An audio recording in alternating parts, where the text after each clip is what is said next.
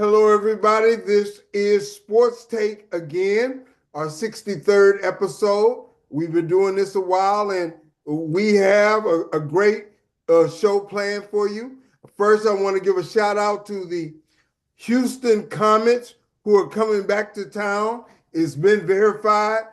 Tim Fertitta spent $300 million. I think it was a great investment from where the league seems to be going with Caitlin Clark and Angel Reese and so forth. So it should be a good thing. At this time, I also want to give a powerful shout out to our sponsor, A Rocket. Tell them the program. Hello, guys. This is Philip here.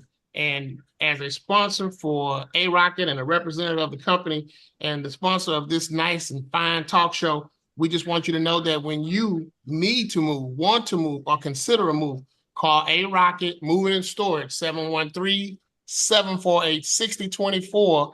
Your full service moving company since 1959 in the Houston area, commercial, residential, intrastate, interstate, office moves, any and every time you get an opportunity. 3401 Corner, DeAndre Sam, second generation owner, has been running the business for a number of years now. And if you would want to come by and take a look at our warehouse and our storage area and just have us come out and give you an estimate, that'll be something you can do. 713-748-6024. Ask for Philip Green or DeAndre Sam, and we'll be glad to service your need for your moving service, because everybody has to move at some point in time. So call A Rocket Moving and Storage when that time occurs for you. Thank you. Thank you very much, Phil. I want to talk about some very distressing information, disappointing. The Rockets, in my opinion, are one of the most disappointing teams out there. And, I don't really even like watching them anymore because you have a lead. They have a lead all the time. They had a lead against Chicago. They had a lead against Minnesota. They had a lead against the Lakers both times, and they lost those games. This is it just shows me a lack of, I would say, discipline. The way that they went and the way that they go about their business. I don't see a serious professionalism, and I'm disappointed. Greg, can I ask you what you, as a professional, what you think about that? Man, I mean, anybody in the NBA can beat you. Even though some teams aren't trying to do that right now, that are tanking. But even all teams go through these flows, these ups and downs during the season. Sometimes it's it comes down to the work and the character, but other times as you got injuries, certain people, matchups during the season. So especially when you get a middle of the pack team, you get more of that. You get more consistency from the conference leaders. So um, the Rockets look like they gotta, they just gotta hang on here and keep in the top six. So they don't have to go into that play-in game. And if they do, they could end up playing, looks like either the Lakers, Minnesota, or Denver, which no matter how you cut it, that's going to be a tough first round because, it changes. It changes once you get in the playoffs because you got all that time to prepare and you got in the days between the games, then you got the matchups and you got health, and those are big things so sometimes, so yeah, I mean, it's very consistent for sure. Jeff, what'd you say? Well, as far as I'm concerned, the Rockets' major issue is this here. Number one, let me go back to what Greg mentioned. Thank you, Greg, for coming on the show, folks. In Oh, case you you're don't know, welcome. Greg Kite is a two-time NBA champion, folks. For those of you who don't know, played with the Boston Celtics, played with Larry Bird and Robert Parrish and Kevin McHale. So we want to thank you for coming on the show, giving us some of your time, Greg. We thank you. You're welcome. But back to my point. I don't think they're going to fall out of the 6th spot, Greg. I don't think they're going to fall into the 7th spot because right now in the 7th spot, you have the Phoenix Suns. Houston has 10 games left to play on the schedule, and Phoenix has 9 games left to play. And right now, Houston has a 3.5 game lead on Phoenix. And matter of fact, they're up 4 games on Phoenix over in the loss column. The only way Phoenix can catch the Rockets, Phoenix going to have to get really hot, and then Houston's just going to have to just drop off. They just got, or keep playing the way they played the last 2 games. And they would have to drop off because I don't see Phoenix catching them. Now with 9 games left for Phoenix, I don't see them catching us. Phoenix will have to go maybe 8-1 to really catch the Rockets, in my opinion, and I don't see that happening. So they're going to end up in the at the worst in the 7th spot. They're going to end up being either 5th, 6th, or 7th. Right now, they trail Minnesota by 1.5 games for the 5th spot, and right now they are trailing Denver by 2 games for the 4th spot. I don't see them catching Denver. Well, actually, they're only 1 game behind Denver over in the loss column. Denver just played more games than Houston, but they're only 1 game behind Denver in the loss column for the 4th spot. So they still can go up as high as 4, but I don't see them going below 6. So they will not be in the play-in. They will have the 6th seed, and they're going to probably likely open the season against the Los Angeles Lakers because they're in the 3rd seed right now. And I don't see them beating the Lakers in the first round. I see that series 4-2 at best for Houston losing 4-2. That's my opinion on that. Yeah, I agree. Bill, what's your opinion on the Rockets? As this team is currently constructed, man, not having Fred VanVleet and Steven Adams is brutal. And so that severely hampers their opportunity. But the seeding is still fluid. They could do some things different. It just depends. Like Greg said, this is a league that anybody can be beat at any time, and it's a lot of parity sometimes, and then there's a lot of teams that are tanking, and Houston's not tanking. They just don't have enough juice at the right times. They don't have the direction to someone, hey, this is where the play should go, and I think the coach even gets frustrated with them. So let's just play it out and see what happens. Then when the playoffs start, we'll see what happens. But the teams they're losing to, they shouldn't. And having Adams and VanVleet, I think they would at least would have won half the games they've lost, at least. I think if they had VanVleet, they would have they'd be in the top 3 for sure, and wouldn't even be a question. But not having VanVleet, but that's a part of your organization. It is. You're supposed to, but it is what it is. You're supposed to manage that. You're supposed to be prepared for that. So that's no excuse for having not one player.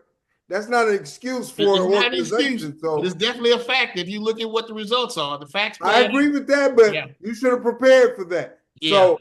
So going back to some of Jeff's other questions, will Udoka be back? I say yes. Will Durant be back? I say yes.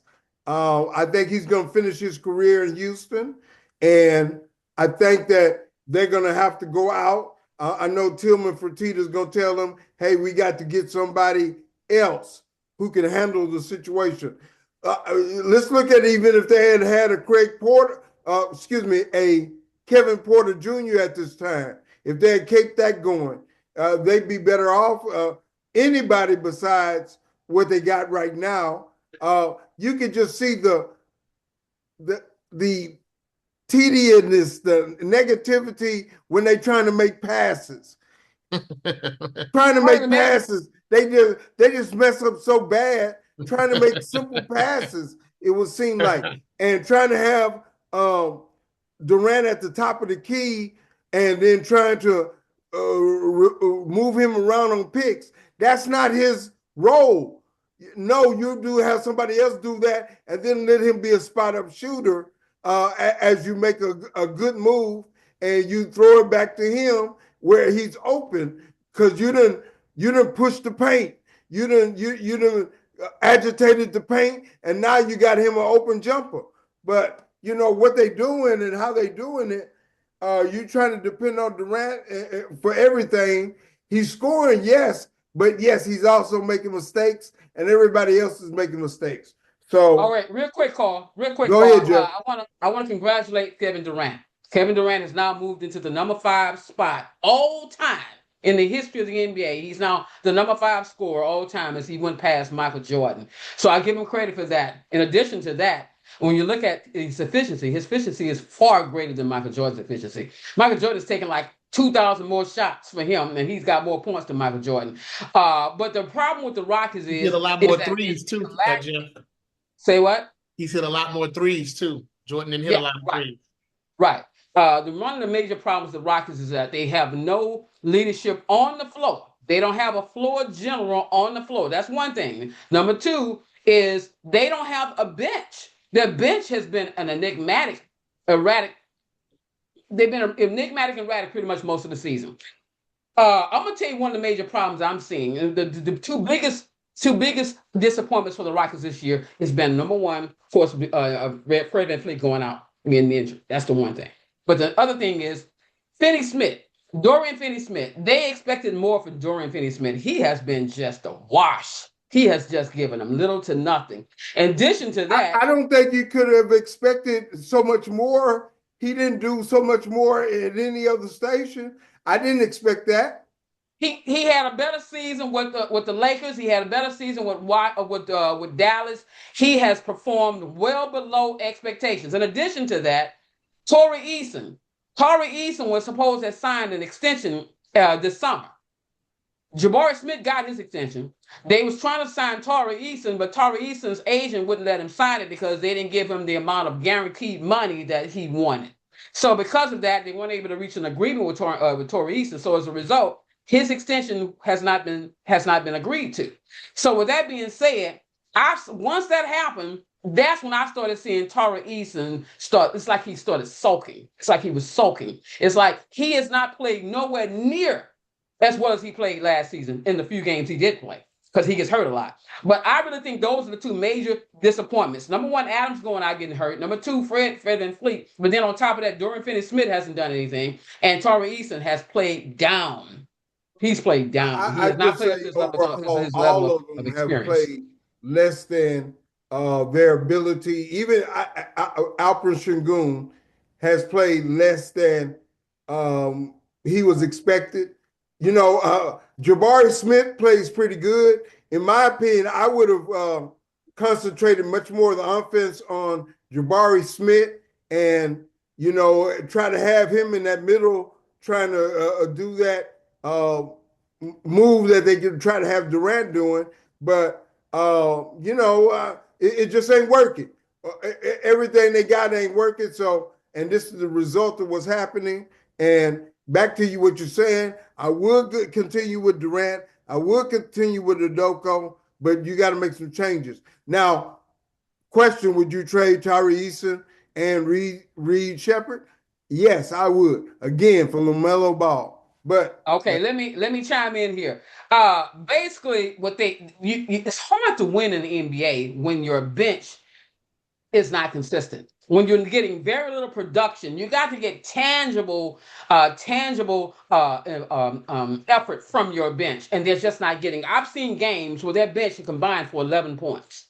I've seen games where they combine for 13 points. You can't win in the NBA if you're depending on your starting five to score 98% of your points. You can't win that way. You've got to have a more balanced roster, and right now they just don't have a balanced roster. Oh, okay, well, let's change up the subject a little bit.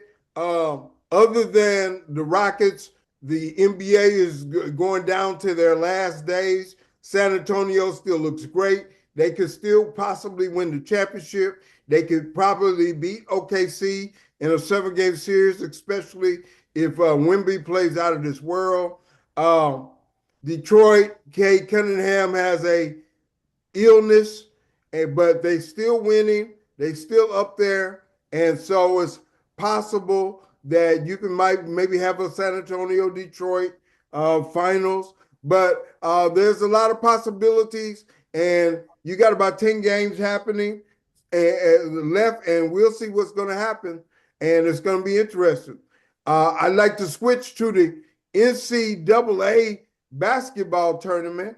Greg, were you hoping that BYU got to the top 8? I was, and when those Cougars got knocked out, I was hoping the U of H Cougars would move on, but all the Cougars are gone. So, but in reality, I had my picks to win it were Arizona or Michigan. There you go. That's what I got. That's what I got in the final. Arizona's still there. They beat Arkansas Yeah. I mean, that was a high scoring game. I believe it was 101 to 109 to 88. Yeah, 109 to 88. That was very high scoring for college basketball. Phil, give me a ideal of Arizona's team. What do they have a real strength? What's They going got on? everything it takes. Now, on this show, for keeping receipts, I did say UConn. On my pool and brackets, I had in the finals Michigan and Arizona. Arizona's proven themselves. They were ranked number one pretty much the whole year. But my eye test, the best team I saw was Michigan. So if Michigan and Arizona play, that's pretty much a toss-up. But would pull for Michigan. I just like the way they play. But Arizona can do it all. They can go big. They can go small. They can play bully ball. As you saw, they can run up and down the floor too, because that's the only way Arkansas was going to get them. And they thought with a cuff they could get them, but just couldn't do it. They came right out and hit them and kept hitting them and kept hitting them and never let up. So Arizona definitely is one of the top two teams that's been that way all year. U of H lost to them twice. What they take? The U of H not an easy out. Illinois just played a great game. When you can go 17 points in a row and U of H don't score, that's saying something. And that's how Illinois put the dagger in them last night. Well, they don't call only it. two losses were in conference. I think it was Texas Tech and Kansas or something. They had Pete was hurt, something, they just had that one little swoon in the middle of the Big 12. Yeah. They lost, but the Big Michigan 12 is a beast. Michigan's pretty similar too. Whether there's 2 games, 3 games, so yeah. And they got that size. They're monster size. Well, they don't call it March Madness for nothing, guys. I've been enjoying the action. Yeah, I've been enjoying the action, but this is who I have in my Final Four. This is my Final Four. I have Duke going up against Illinois, and I have Arizona going up against Michigan. And then in the finals, I have Duke going up against Arizona. 2 number 1 seeds going up against each other in the finals. That's my. So you had Illinois beating U of H. Are you reseeding? No, I didn't. I didn't put. No, I had Arizona coming out of that. I picked Arizona to win it. I picked Arizona to win about a month ago. Oh, well, I thought Duke was going to get knocked out. What's going to happen pretty soon? They're getting a tough run tonight. That's for sure. Playing St. John's. They got their 2 hurt guys the guys who were hurt, Foster and the big man back. Oh yeah, that's going to help a lot. Now I didn't mention them, but yeah, they're always there. That Michigan State UConn game gonna be a good game. It is. Yeah, absolutely, yeah.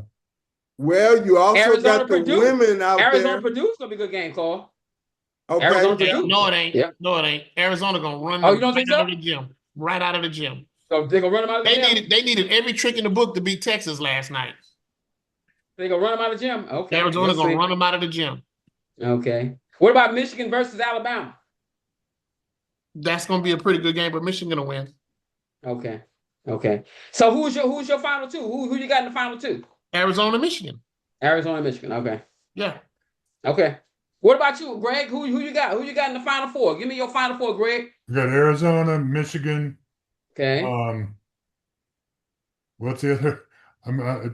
What about Duke? What about the Duke? The Duke bracket, is Connecticut in that?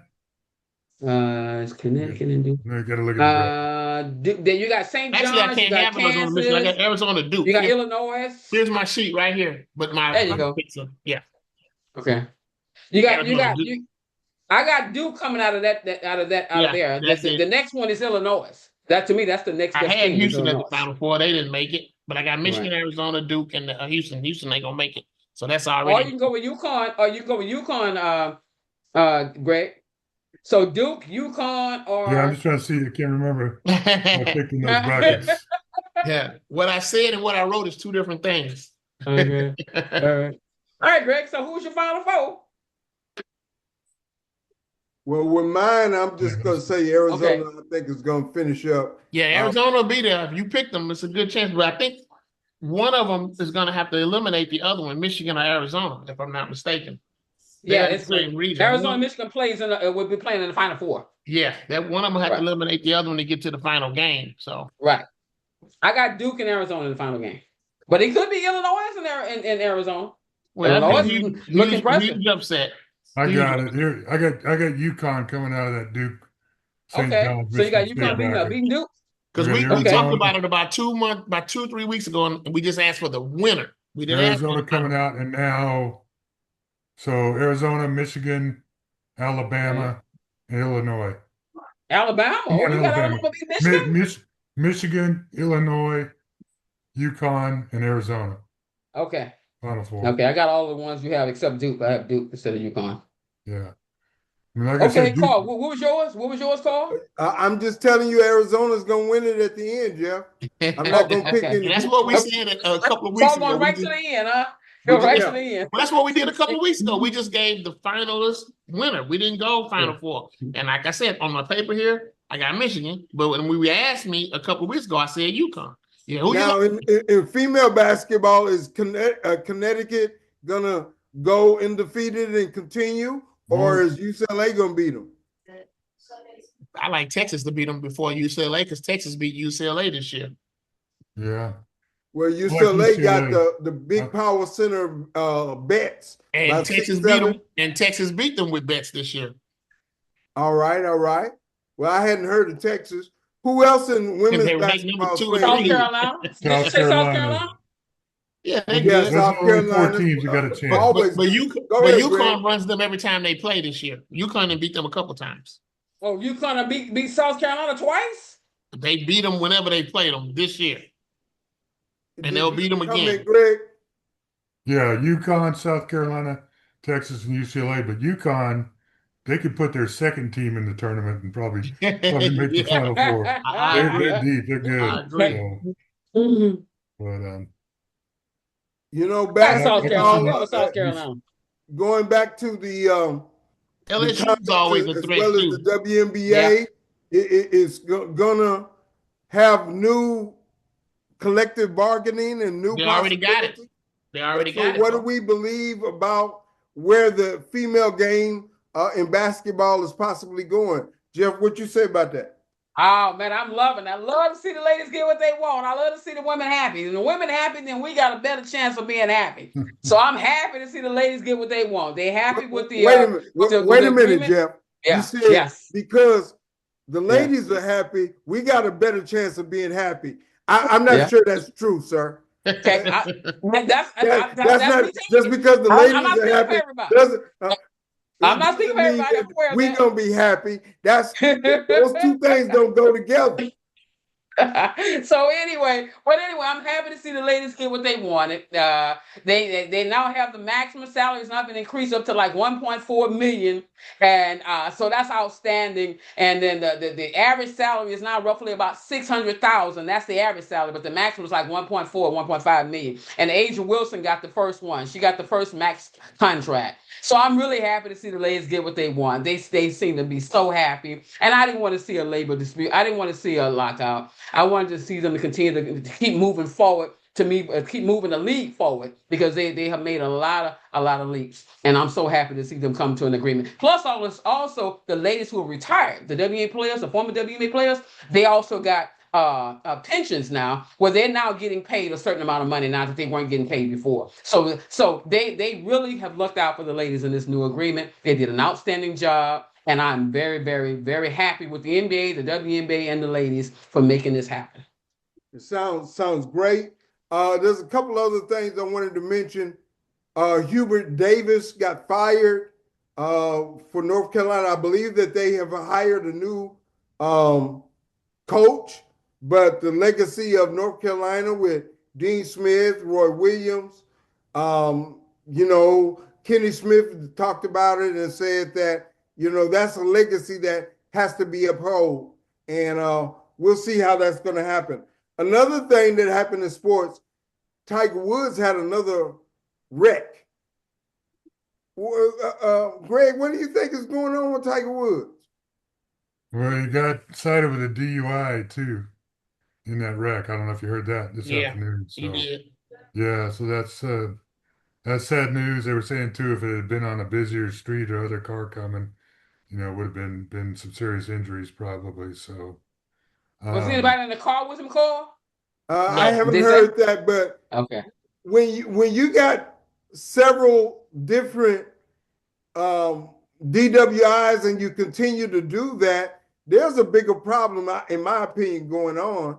And of course, different people in sports have dealt with this, but a person of Tiger Woods' magnitude that continues going through this, I question what the problem is, but Phil, you have any comment on that? Well, Tiger has to get his act together, man. I mean, he's no better than anybody else when it comes to, taking care of, following the rules of the land. And unfortunately, he didn't get hurt. And at 50, you can't tell me if you saw the action on that car, he hurt somewhere. Yeah. That car is total. And hopefully nobody got hurt. And, golf was better when he was playing, and he's not making a big, wave and, on the course, but he has a lot of business deals. He just played the other night. He just came back to that tour that they have that's virtual, I guess you call it, whatever. But he has at least 2 kids that yeah, they're are grown almost though. That boy Charlie's in high school and the girl's older than him. But Yeah, real quick, let me circle back. North Carolina has not yet hired a coach for their program. They're not going to rush and make that pick. They got so many people they can pick from. That's a plum job. And back one more thing, the salary cap went up from 1.5 million to 7 million for the To 7 WNBA million. teams. Right. That's a lot of money. And it could It be is. up to 11 by 2032. So, but the thing is, I've always said on here, the progression is coming. I mean, we had so many guests, so many people come on here and say, oh, they're not making any money. The NBA. I listen to all that. But in my heart, if you look at the games and look at how much basketball is growing in this country, even though Greg, I, and all of us, we have a different thought on it because it's not what it was when we were coming up. It's still basketball, and the money is incredible for everybody, and it was inevitable. Tillman Fertitta would not invest $300 million if that league was not going to be what it is. It's not going to fold. But poor Tiger, we just got to pray for him, man, because he is not himself. Yeah, there's something going on deeper. This is about his 3rd wreck or something. So I'm saying, man, what's going on? And yes, let's pray for him, and let's hope that he works it out. Jeff, when is the NFL going to start? NFL, well, the season don't start till like the 2nd week of September. Of course, then they go to training camp in July. But of course, you got the voluntary workouts. They start that here with I think sometime in the next few weeks, voluntary workouts. But the first actual regular season game is not until the 2nd week of September. But with that being said, let's talk Texans. We're gonna talk Texans. I love what the Texans did in the offseason, folks. I think they have addressed a lot of their needs. I think they have set themselves up real nice to go into the NFL draft that's going to be less than a month from now. I like all the moves they made. I like the safety they picked up and Reed Blankenship. I like the 2 defensive linemen they picked up. I like the 3 offensive linemen they picked up. All 3 of those offensive linemen could potentially start for them. One at tackle, one at guard, and the other one at center. So all 3 of those guys that they picked up for agency could actually end up starting for them. Also, I like the fact that they re-signed some of their key players. Like Ed Ingram. That was the pickup. Trent Brown, EJ Speed, and M. Stewart. Outstanding. But I also like the pickup of David Montgomery, the running back. I'm curious to know how much juice he has left in the tank. But I love the way he runs. He runs in between the tackles very good. He runs with his pass low, and he's a tough guy. I love that. But I still would love to see them add another running back here in the draft. So with that being said, they're set up very nicely for the NFL draft. So with that being said, the Texans have the 28th pick. Then they have an early 2nd round pick, which is number 38. And then they have another 2nd round pick, is number 59. And then they have a pick in the top of the 3rd round. With those 4 picks, this is how I would address their needs. With the first pick, I'll go ahead and address the offensive line. Go ahead and solidify it. Don't add one more hog on that offensive line. But then in the 2nd round, I want a guy who's going to be an impact player on that offensive side of the ball. I want a running back who got some speed, who can hit that hole and take it to the house and not get dragged down 30 yards down the field. And then we end up kicking the field goal. Before any of those kind of things happen as far as the draft and so forth. But as far as the quarterback changes across the board, you got Tua that's moved out of Miami. You got Murray that's moved out of Arizona. Geno Smith got traded to the Jets. What do you see, Greg? Do you see any impactful quarterback changes, or do somebody have to come in the draft to help the Raiders? Yeah, they'll probably get Mendoza. And I just read where maybe they're likely to sign Kirk Cousins as kind of a mentor back up to him, but the Raiders are still going to be bad no matter what. So hopefully they get Mendoza, and if they get Mendoza, they won't mess them up like the Jets do with quarterbacks. Um, other than that, I don't know. We got um, Well, I'm not so sure that the Raiders are just going to be bad forever. Tom Brady is now one of their co-owners, and you know, I I want to see Shanir Sanders get a chance, and if not with Cleveland, maybe with the Raiders. We'll see what happens. But I think he could be pretty good. Now the NFL, you know, like Cam Newton, he got understood that the NFL is the NFL, and you're not out there playing with, you can't just try to show off with everybody because those defensive linemen don't necessarily like that, and they're gonna let you know about that. But the NFL career is about what, 5 years? Phil, what you think? Well, the average running back, but believe it or not, the offensive linemen probably have the most longevity. Those guys last 10, 12, 13 years. But I'm not so much concerned about what's all going with the NFL right now because April 23rd, the draft is my mom's birthday. She'll be 87. I'm looking forward to being concerned. And then September 9th when the season kicks off. But what I am enamored with, Carl, is that OJ shot you have in the background. That's from the 73 season. It's snowing. He got short sleeves on. They played 14 games. He got 2,000 yards. The electric company was guiding him. And when I was a kid, I would have had that poster on my wall next to Pete Rose, Dr. J, and Roger Staubach. Telling you. Well, in my family, his ex-wife was kin to us, so I was kin to him at that particular time. Yeah. That's a whole was on the loose. The electric company. I mean, he's still one of the greatest always of all time. No doubt. And, you have to say that. Now, certain things like, people say Michael Jackson was this, or R. Kelly is this, P. Diddy is this, and so they want to give work speaks for itself. But yeah. How far do you go with the cancel culture? I don't know. How far let's have that conversation. How far, guys, do we go with the cancel culture? Because of what a person did, we cannot say he was a great person. Jeff, what you say on that? I'm gonna let Greg. Greg, you take on that. I'm doing something. Go ahead, Greg. Yeah, OJ was a favorite when he was a player. He was great of mine. He was obviously a great football player, and sad to see what's happened later in life. Yeah, with him. Just anybody. I mean, that's true for anybody. That is. You see people or certainly people who are heroes and people to follow. Fall hard and so. It's just that you had to be there like us to have seen that and know what that was like. That wouldn't mean nothing much to young people now unless they Google it or YouTubed it.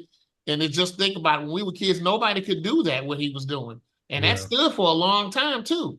And now it's kind of almost common for them to get close to it or get it, but it's not the same. They got at least 4 or 5 more regular season games. And the game's changed. It was a running back was a different position in the definitely in the NFL back then. Exactly. And we talked about longevity. Right. And they don't have a long shelf life anymore. But there's so many other positions that you can have a good long career in, and it's a crap shot. You don't know when the next injury is around the corner. But like you also said about Mendoza, I hope if they get him, I sure hope they don't play him right away. That's a horrible organization. No matter who Tom Brady can't come down there and play for him or coach him. He just has to own him as the owner. But give him a little advice here and there. But if he gets a little time to sit, I like what I saw in him. I'd never heard of him until this year, actually, to be honest. Well, the season he had was pretty electrifying. I mean, they wouldn't have won without him. I know that. Not like that. His brother was his backup. His brother was not bad, but he wasn't him. He certainly put Indiana and Indiana football on the map when it wasn't. It was only basketball, but totally changed. Other things happening. We do have the World Cup happening. That will be going on. Of course, countries playing each other, and United States and Great Britain are in those tournaments and so forth. So we'll see how that's going to happen. Also, we got, of course, my favorite sport, World Track and Field. That's going to be going on now. You've had a few issues with Michael Johnson and his World Track Legends tournament. He's accused of now stealing some money. And so that has really put a damper on his program, while Serena Williams and her husband have kind of solidified the Anthos brand, which is they utilizing that to try to push female sports, especially in track and field, and has a more solid backing. Of course, his backing of Reddit and her money behind that has helped also. So you got all of those kind of things happening. I also want to give a shout out to Michael Jordan in winning his NASCAR across the board. Of course, he's not winning it himself, but he's putting up the money and he's the brand behind the winning. And that's putting a whole new light on NASCAR. And he did everything he could to make sure that he had that opportunity. Greg, what do you see as far as different things in sports that are going on across the board? Yeah, it was interesting about Michael Jordan and how, I mean, all these North Carolina guys, they love NASCAR. With Brad Doherty, John Hot Rod Williams, they're all into the cars as part of it. But I guess his driver or their team won the Daytona and the next race, which hadn't happened for a long time. I like the World Baseball Classic was great. It looked like they had some great crowds down there in Houston, and that was a great concept. Good to see all the top major leaguers playing in that, and got baseball. I heard that the top major leaguers didn't get a chance to play, especially for the Astros. But who won the World Baseball Tournament? Venezuela. Venezuela beat U.S. in the finals. Mhm. Yeah. Okay. Were some of the major players in the tournament? A few. Yeah. Okay. I mean, they had, Does it look like something that is going to be a consistent tournament? Oh yeah, it's been coming around. It's going to be around. I think it's every 2 years or something like that. Every Yeah, 2 it's going years. to keep coming. Venezuela, Japan, Dominican Republic, Puerto Rico, they all had Yeah, Major League Baseball All-Stars. We a lot had of them. Aaron Judge and oh, what's his name from the Phillies. Oh yeah, from the Phillies. Yeah, And some of the top pitchers too. So it was people, Scuball or Skeens or both of them. yeah. They both pitched a little bit. Yeah. So Do they still have the Little League tournament that they used to have? Yeah. It's in the spring, in the summer rather. In August, Williamsport, it's going to be around. It ain't going nowhere.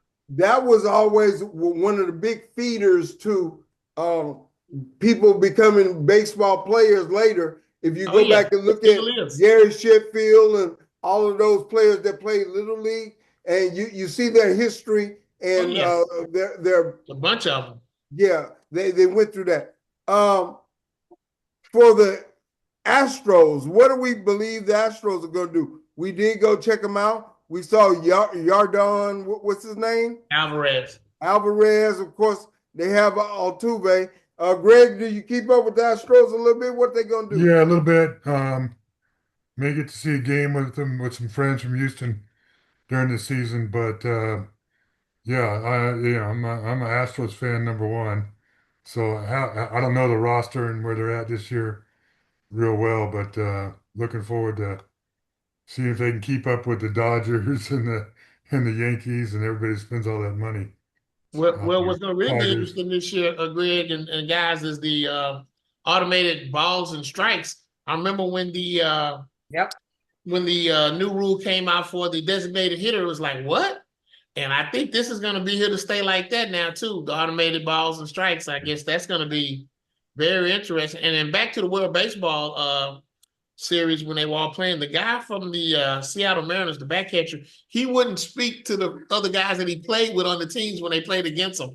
They would see him he was catching and they come to the plate, speak to he wouldn't. He was dead serious about it. So that it's not the Olympics, but it is important. but he had a real strong constitution that he was not, and I think his name is Riley. He had all those home runs last year. I just think that is so petty, but hey, he got Larry something. Bird was like that too. He didn't want to talk to those other guys. Yeah, He said, I want to beat those guys. who was I that? be your friend. Who? Larry Bird. He said he didn't want to. He Yeah, wanted to but be friends with Magic Johnson. different. That's different. Yeah. That's He said different. he didn't want to be friends with Magic Johnson. That's totally He different. said, I want to beat him. To my Larry Bird. But it's competition. It's all about the spirit of competition. But the World Baseball Classic and Larry Bird talked trash to everybody everywhere. And let's be real, I wasn't there. Greg was there. Greg, But I was like Greg about that. It's well known, and there's too many guys that came on YouTube, and now you can look it up, and they told you some of the stories. They are hilarious. My favorite is the one, the guy that used to coach for the Miami Heat. He was a young assistant coach in his 20s, and he said he was with this guy used to play for the Indiana Pacers. He had retired, and they saw Larry. Go, hey man, you want to meet Larry? He goes, yeah, I can't wait to meet him. Yeah. So Bobby Knight, not Bobby Knight. Knight was his last name, but he played in the ABA too. And before Billy Knight, that's him. That's him. Yeah. Before he could say, "Hey, Larry saw him and said, "Hey, Billy Knight, last time I saw you, you were yelling for help." And that little assistant coach, I can't think his name, he comes on the NBA Today. He's still laughing, and that was 25 years ago, 30 years ago. He said it was so funny, and when he was referencing that he was wearing Billy Knight out the last time they played, and Billy was trying to get help to cover him. But that's how Larry was with everybody. It was so many others that are funny. So, but the World Baseball Classic is just the World Baseball Classic. I mean, this guy, he's the catcher. Catchers talk to all batters in some way or another. And these were his teammates. He got to go back to the dugout with them guys. Larry didn't have to hang out with none of those guys no more. You saw what he said to Billy after 20-something or 30 years later. So this guy got to see them this week. So that's my point. Yeah. All right, also, guys, they finna challenge the Rodney Rooney. Go ahead. Go ahead, Carl. They finna challenge the Rodney Rooney rule where they're facing, or they say they might face possible civil rights action lawsuit where they're making them have to interview minority candidates, external minority candidates. Jeff, and they're trying to do away with it. That's one state that's saying they're going to do that. Right. That's Florida. Right. For the Rooney Rule is what you're talking about, right? Right. Oh, okay. Yeah, it's going to be interesting. A lot of things are changing across the board. Some not for the best, but we'll see how things are going to happen. We are in the final stages of our show. Greg, you have an outlook that you want to share with us about any sports or things going on? I would say, we look at college basketball, which I love watching, love March Madness, but I think Cinderella's slipper is gone forever. I don't think we're going to see, it'll be really rare to see a Cinderella get to Sweet 16 because of the transfer portal and NIL money. Now the mid-majors that used to make it, they're a feeder system. The mid-majors can't keep these guys together for 3 or 4 years and have a veteran team that breaks through like a St. Peter's or Loyola Chicago or VCU did. If you're good at a mid-major, you get a better deal to go play somewhere else next year. So it's a little sad seeing that go, but the tournament's still great. It's kind of like you think about this. If G League teams were in the NBA playoff, none of them would advance out of the first round. So that's kind of like what you got here with these smaller schools playing in the NBA tournament. Was talking about that the other day. He was saying when he was at Iona, and then the conference he played in, every good player got NIL money to leave, so they're never going to have good players more than 1 year. And he said he could sit in the room now, and they're wondering where they're going to get players from. Him and Calipari, as good of coaches as they are, they know they're not going to have 5, 6 guys coming back every year. They're going to have 2 or 3 at best. And Calipari has the top kid coming out of Virginia this year, but he don't know if he's going to stay. It's just sad how this is really now. And then also, the rumor was that Indiana, while they won the NCAA this year, they had a lot of older players. I don't know if that had anything to do with it. They got eligibility. But they were complaining about too many of them leaving now. Now they're complaining about them staying. But in the basketball deal, you only got 12 players, so that's a big difference. Yeah. Hey, Greg, who is your MVP of the NBA right now? If you had to make this decision now, who's your MVP? Man, that's tough. I'd lean a little bit towards Wemby. If they win Okay. I mean, it's going to be decided before the championship. But has he played enough games? Do they have that 65 game rule Yeah, he's Right. with qualified. MVP? Yeah, I think he's So, qualified. The only guy that's on the bubble is Jokic. He can only miss one more game, and that's it. well, Jokic is always a candidate Oh for yeah. Right. it. Yeah, he's averaging It's 28 say, points, 13 rebounds, and 11 assists. But if it wasn't for the games missed, he would be at the top of my list. yeah. You kind of see this with the MVP in the NBA, though. Once a guy wins it once or twice in 3 years, then they kind of, even though he's having a great season, they kind of go on to somebody else. So, Yeah. I mean, that's Yeah. hard to maintain. But yeah, Y'all know who Jokic, my Wemby, choice is. I Who? know you like shit. No, you like Brown. You like Brown, Jaylen Brown. Jaylen Brown is my choice. Good choice.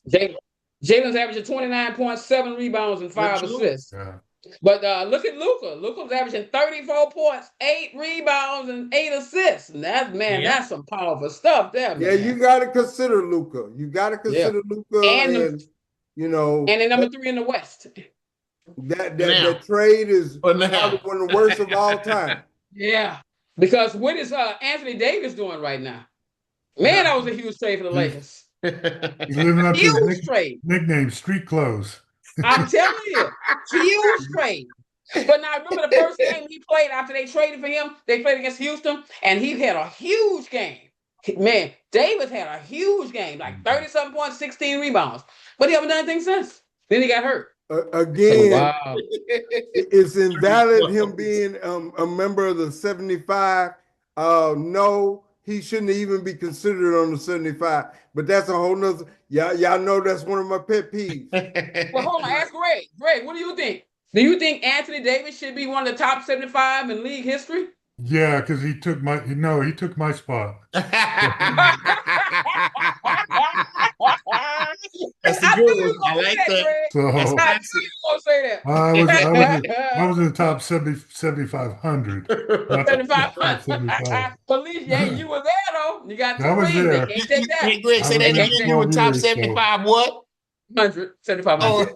There's no way though that they could take out Bernard King. That's a good one. Dan Bernard was left off that. Say again? Oh, Was he man. left I don't off know the who's left 75 off team? with. Bernard had some injuries and he had some substance abuse problem years, but he was phenomenal. Yeah. Bernard was The only great, thing you can great, have great against player. him or Issel is they didn't win a championship, but Issel won ABA, but he was still good. Yeah. I mean, Hey, Greg, who's the best player? To those players, Anthony Davis has no standing as it comes to, from my opinion. But you mean against who? Bernard King? The top 75. To be top 75. Yeah. Oh yeah. Well, I mean it's the way it is. The younger generation like him. So, hey, Greg, who do you think is the best NBA player in league history to never have won an NBA ring? Barkley, probably. Barkley? Charles? Okay. Maybe. Okay. Barkley, Is that your final choice? Karl Malone. Who? Karl Malone. Okay, I was going to say Karl Malone. I was going to put Karl Malone in his bar. Patrick didn't. No, Pat didn't win one. Okay. You're right. Those 3 got to be up there. So Okay. Plus Dominique. And Dominique Wilkins, yeah. But I definitely put Karl Malone up there, man. How can you not put Karl Malone up there? And he number 2 in the scoring in the league history. Number 3 in scoring in league history. He was up there. Yeah, he's number 3. Yeah, behind LeBron and Jabbar. All right, guys, we are at the end of our show. We've had a great show. Always, if it's every other Friday, we will have Sportstake.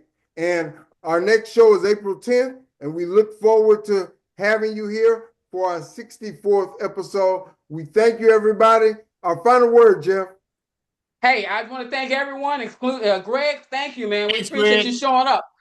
We had three guests, and you showed up. He's the only one showed up. So thank you, Greg. We appreciate you, man. You are a friend of the program, and we appreciate that. Okay. I want to get to join you guys. All right. Thank you very much. We'll see you next time on Sportstake. Thank you.